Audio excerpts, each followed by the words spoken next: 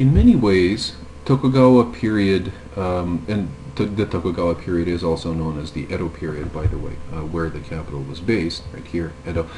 In many ways, Tokugawa period daimyo did rule domains that did in many ways still resemble independent countries. Lords could set economic policy within their domains. They could mint currencies. They had control over many of their natural resources. The Tokugawa could just take control of some important places like silver mines, gold mines, within domains and make them Tokugawa land. But that kind of thing, once it happened at the during the early establishment period of the Tokugawa regime, didn't tend to be repeated. You didn't tend to get expropriated as daimyo unless you had angered the Tokugawa in some way. More on that later. But basically, you had control of a lot of your resources, over your farming revenue. You could, in many ways, set religious policy in your domain. And in many ways, you were still treated as an independent lord. So much so that, for example, Tokugawa police, if they were chasing a criminal and the criminal took refuge in a Edo mansion that was owned by the lord of a different clan, the Tokugawa police could not follow, because the land of another domain, which extended to their properties in places like Edo, was kind of like modern embassies, that was outside the jurisdiction of much of Tokugawa activity. But that being said, there were very many ways whereby the Tokugawa could assert control, or certainly could assert very great influence over events that took place within a domain, and could constrain the actions of retainers of certain lords if that's what they wanted to do. The Tokugawa, as I said, did have a central administration. They did control very many important things, as I said. For example, mines, also certain port cities, Nagasaki, for example, great barriers, checkpoints on the great highways of Japan. These were oftentimes in Tokugawa control, and this central administration really did, on many levels, have an impact on the lives of all Japanese people. Certainly, economic policies, many of them were set in in Edo, and not only economic policies, but certainly foreign policies, as we shall also see in a later lecture.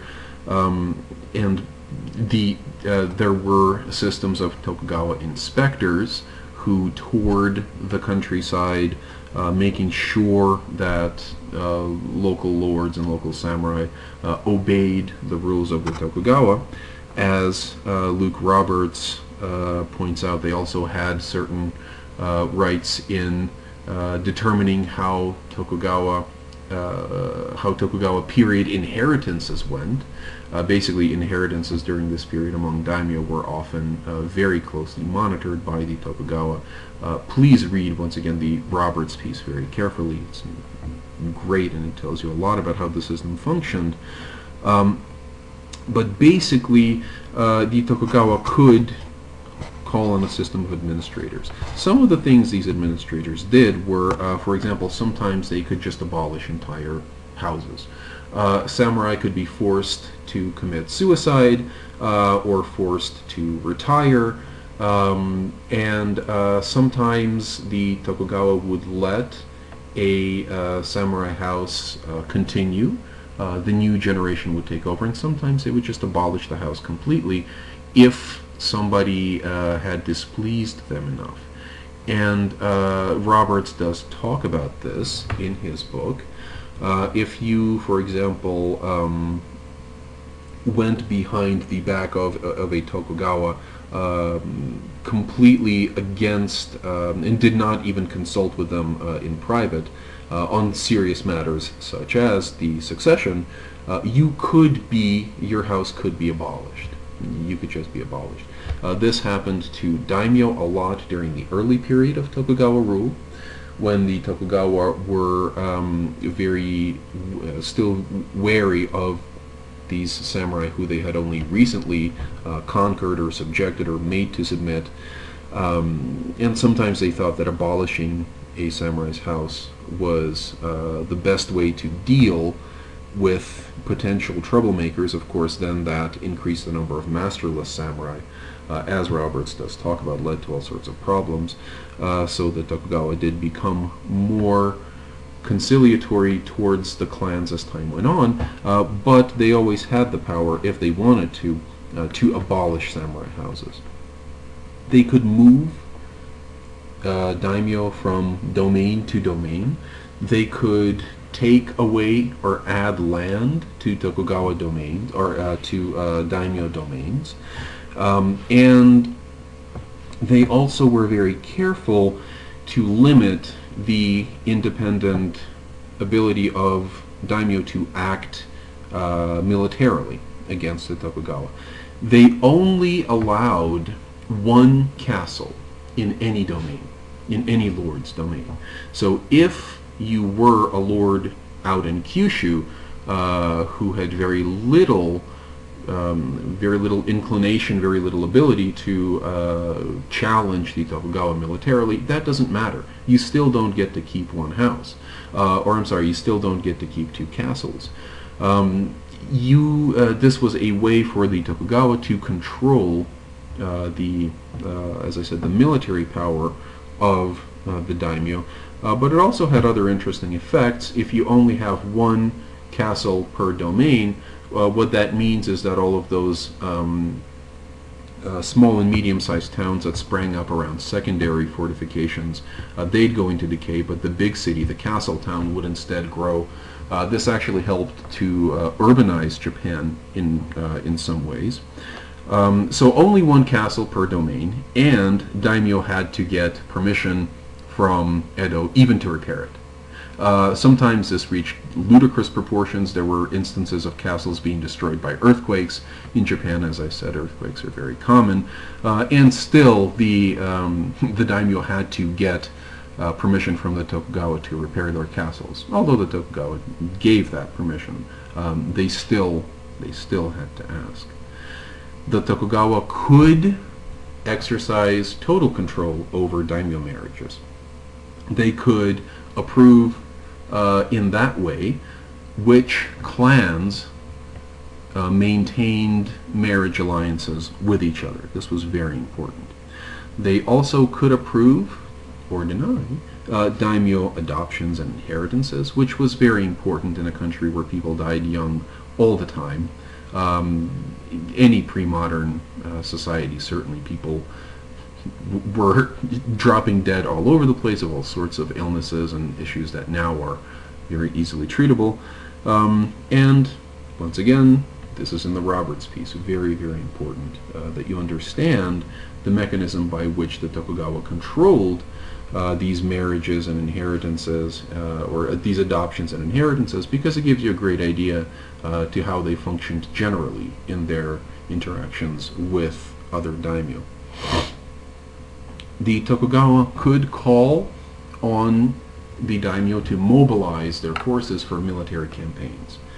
And at many points, the Tokugawa did so, to put down some rebellions, and also, as we'll talk about next week, to make a show of force against the Russians in the early 1800s. But basically, every daimyo was a retainer of the Tokugawa. Every single one. They took an oath of loyalty to the Tokugawa, and they were now Tokugawa retainers, and in this feudal military system, the shogun could call on his retainers whenever he wished.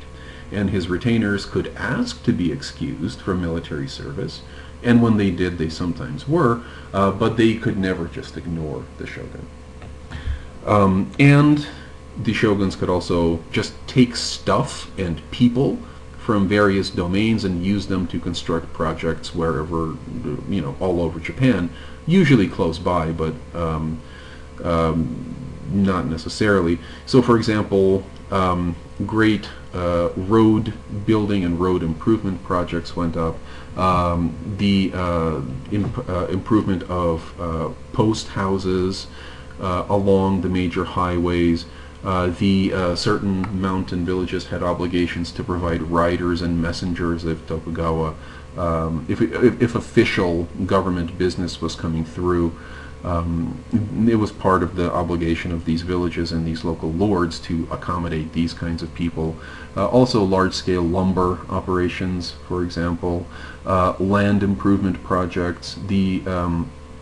The Japanese at this point were very good at reclaiming land from the sea, that is to say, carting in land from inland, usually just by leveling some mountain, and by creating artificial islands in the middle of the sea. The shogun could do this and could call on the labor of daimyo to do this.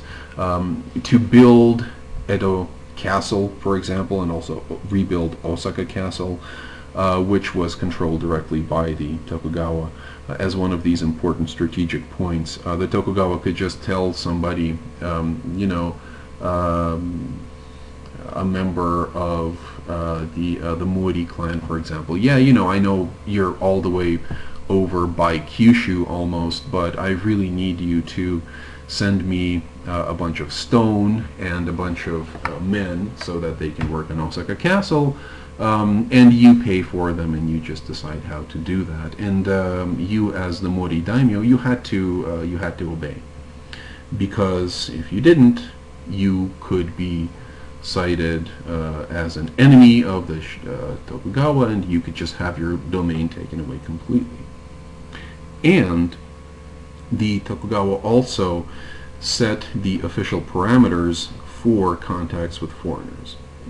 We shall talk about this more next week, because it's a very complicated issue. It really demands more time than we have right now to devote to it. But the whole issue of Tokugawa foreign relations was a key factor of maintaining Tokugawa legitimacy. The Tokugawa sometimes conducted foreign relations directly through their representatives, or oftentimes they also empowered certain daimyo to conduct relations with foreigners, but the authority, the permission to do that, always came from the Tokugawa. And as long as they allowed you to have contacts with some foreigners, then you did. But if they didn't explicitly give you the right to have this kind of commercial contact, or to receive an embassy and therefore have diplomatic contact with some foreigners, if the Tokugawa did not explicitly say that you could do this, then you could not do it. That was an infringement of Tokugawa prerogatives, and the Tokugawa guarded their power very jealously in this respect. As I said, more on this later, but do keep this in mind. The way, or the time period when we can most clearly see this kind of full-throated assertion of Tokugawa control over foreign relations was the establishment of the so-called maritime prohibitions.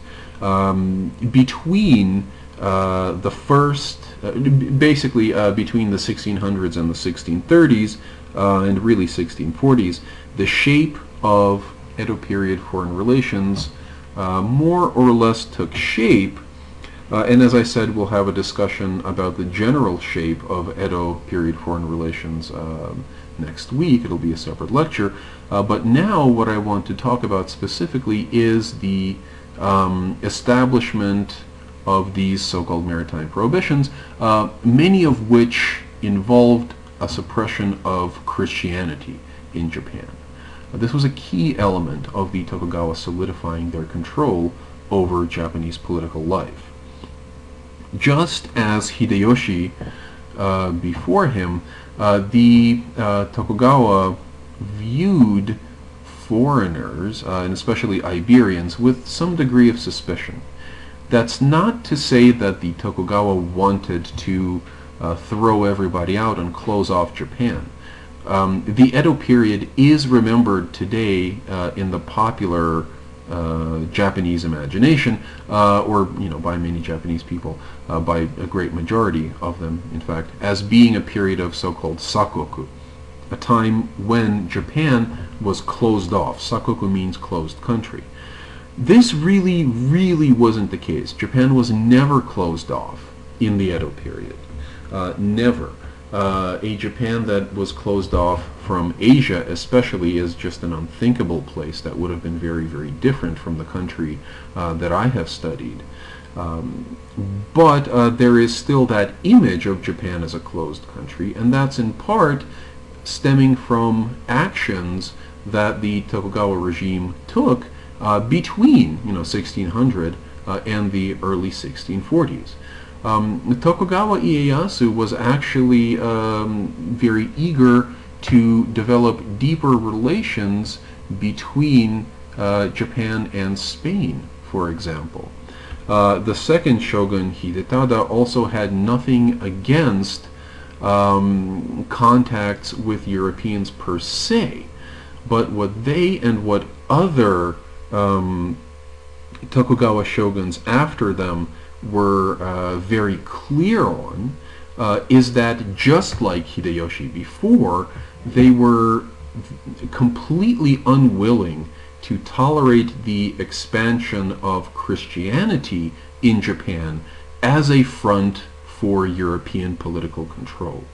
And they really did believe that unless the Catholic priests were taken under control, unless they stopped converting daimyo, unless the Tokugawa could reassert some degree of control over the religious life of many of these daimyo, many of whom were in the West, many of whom had fought against the Tokugawa at Sekigahara. Unless the Tokugawa could do that, then really it was kind of a matter of time before the Europeans sort of sneak in through the back door and use religion and protection of Christians as an excuse to take over parts of Japan. And you could already see some of this being done. Before Hideyoshi repossessed Nagasaki, as I said, it was under the control of the Society of Jesus, the Jesuit order of the Catholic Church. The Spanish monarchy certainly did have a history of using religion as kind of a way in, and then you send in your soldiers to protect the priests, etc., etc. The Portuguese had certainly done this as well. One thinks of the Kingdom of Angola, for example, in Africa, where the king converted to Catholicism, and the kings were Catholics for generations, and many of their subjects were as well, and this was exploited by the Portuguese in order to kind of expand the slave trade and then gain a stranglehold on the economy of Angola, and essentially to basically turn that area into a Portuguese colony. Japanese shoguns, Tokugawa shoguns, were aware that Christianity could be made to function in this way, and they took steps that were every bit as harsh as Hideyoshi took in order to control the Christians.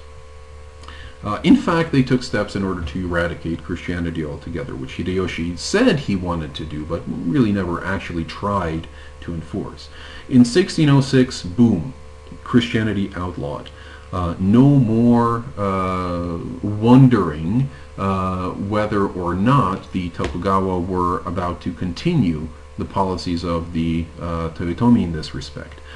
Yes, in 1606 they proved that they were willing to do this. Christianity was once again outlawed. In 1614, enforcement had been stepped up, and actually by 1614 it was having real results. In 1614, missionaries were expelled. There was also a very concerted and at times very brutal campaign in Kyushu to eradicate local Christians. Many prominent Christians were forced to convert or to die. Some chose to die. Some did convert. In fact, most converted back to Buddhism. Torture was used.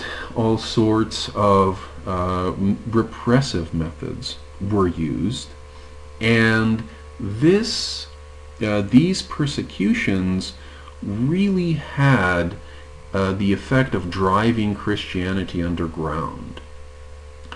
Most Christians, yes, they did convert back to Buddhism or converted to Buddhism, and were no longer counted as Christians. And they weren't, however, some Christians did resist. Some resisted, in fact most who did resisted passively. They resisted by simply continuing to be Christians in secret. And the Tokugawa were very worried about this. They were sending out inspectors to Kyushu throughout the whole of the Tokugawa period, trying to find out these so-called hidden Christians, to unmask them, to make them recant, or if they didn't recant, to kill them. This sometimes took ridiculous, very interesting manifestations.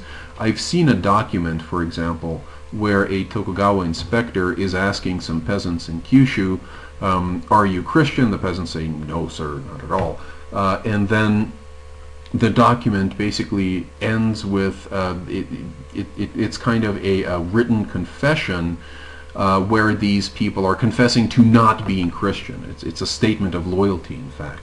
And what it says is, if we say we are not Christian, and if we are Christian, then may all the Buddhas and even the Mother Mary of Deus cast us all into hell. It's very clever what these inspectors are doing. They're kind of hedging their bets. They're saying, well, you know, if these people are indeed Christian and they under oath say that they're not Christian, then if they lie to their Christian God, then they're going to hell, and they're, you know, win-win for us. These inspectors thought they kind of covered all of their bases. But basically, there were thousands of people who continued to be Christian in secret long after the long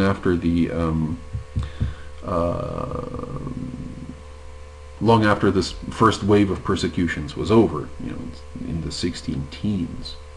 By 1623, Tokugawa contacts with Christian states are kind of atrophying in some ways. The Tokugawa were never able to reach a accommodation with the Spanish as Ieyasu hoped, because at the same time that they were trying to do that, they were ramping up persecution of Christians, and the Spanish said, well, we will not have any kind of significant trade with somebody who persecutes Christians. And the Tokugawa said, well, you know, we'd rather keep persecuting our Christians because we just don't trust them that much. By 1623, the English leave. They just decide it's not profitable to trade in Japan. They're having some maritime difficulties against the Dutch. By 1624, the Spanish are expelled. The Tokugawa do not trust them. They just tell them to leave and never come back. In 1630, Japanese are prohibited from traveling overseas. Or if they do leave, then they can't come back. And Japanese are also prohibited from building ocean-going ships. This is enforced very strictly, actually. Before the 1630s, many thousands and tens of thousands of Japanese had traveled all over Asia, especially in Southeast Asia, where they'd set up some fascinating communities. There was a samurai who, for example, this is actually just one of many fascinating stories. He formed a bodyguard unit in Thailand to serve one of the kings of Thailand from Japanese samurai. Supposedly there were over 1,000 men in this unit, and they kind of became the elite of the Thai king's army. There were also communities in the Philippines, in the various states of Vietnam, sometimes very prominent merchant communities who were Japanese. And here the Tokugawa say, we don't care. If you are abroad, you might as well just stay there. Please don't come back. We don't know where you've been. We can't verify your loyalty if you leave, and we're not going to put up with that. So it's illegal now. And so in 1630, these maritime prohibitions, they go into effect. And in 1638, the Portuguese are expelled, in part because Portuguese Jesuits and Portuguese captains try to push, they basically try to not exactly convert Japan anymore, but kind of just offer support to local Christians who are being persecuted. The Tokugawa are not okay with that, so the Portuguese have to leave. In 1640, the Portuguese try to come back and to say, well, we'd really like to reestablish our bilateral relations with you, and the Tokugawa say no, and they have the entire Portuguese embassy executed. No more of that. And in 1641, the only Europeans who are left in Japan able to trade with the Tokugawa and with Japanese private merchants, they're the Dutch. And the Dutch stay because the Dutch are no friends of the Catholic Iberians, no friends of the Portuguese or the Spanish. They're very Protestant. The religious wars of Europe are very much reaching their zenith. This is the time of the 30 Years' War. Lots of devastation in Europe, and the Dutch are, of course, saying that this is all the fault of those papists, these Catholics who are all going to hell, and we don't care about any of their religion. We don't care to spread their religion, and if you really insist, then we won't spread Protestantism in Japan either. We don't even need to talk about religion. We can just keep our relationship strictly business, and that way we won't be threatening to you. The Tokugawa thought this was okay, so they moved the Dutch to an artificial island in the middle of Nagasaki Harbor, Dejima. They were actually preparing this for the Portuguese before the Portuguese really pissed them off, so they kicked the Portuguese out. And they gave this island to the Dutch, and they kind of bottled the Dutch up in there. The Dutch, their movements were very controlled. The trade, the amount of trade, the kind of trade, a lot of that was just controlled by the Tokugawa. We'll talk more about this next week, but basically the Dutch agreed to stay in Japan and to undergo certain rituals which ensured that they weren't spreading Christianity. One of these is called fumie, that is stepping on the image. This, if you can see, is a very, very worn, basically, example of something that Catholics would find venerable.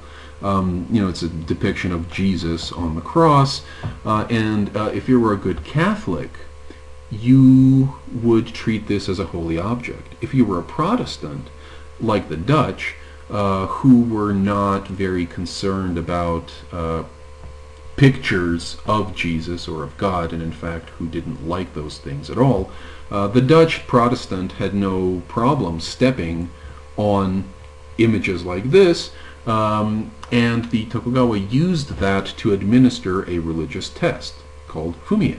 If the Dutch, the people who came into Dejima, if they stepped on this image and said that we would not be proselytizing Christianity, then they were allowed to enter, but if they refused to do it, then they would face strict and severe punishment. Fumie was also used as a way to test local Japanese as to whether they may not be hidden Christians. Some hidden Christians indeed refused to go through with this ritual and were found out this way. But essentially, what I'm hoping to show here through this discussion of these maritime prohibitions is that certainly while Tokugawa foreign relations are much more complex than what we've seen today, the impulse in issuing these maritime prohibitions was the same impulse that always drove Tokugawa foreign relations, and that is to monopolize the power to set the parameters of these foreign relations. And those foreigners which were not allowed, and those that were allowed into Japan were allowed under certain circumstances, and the Tokugawa were very, very clear to establish what these circumstances were, and everybody had to publicly obey them in order to basically stay on the good side of the Tokugawa.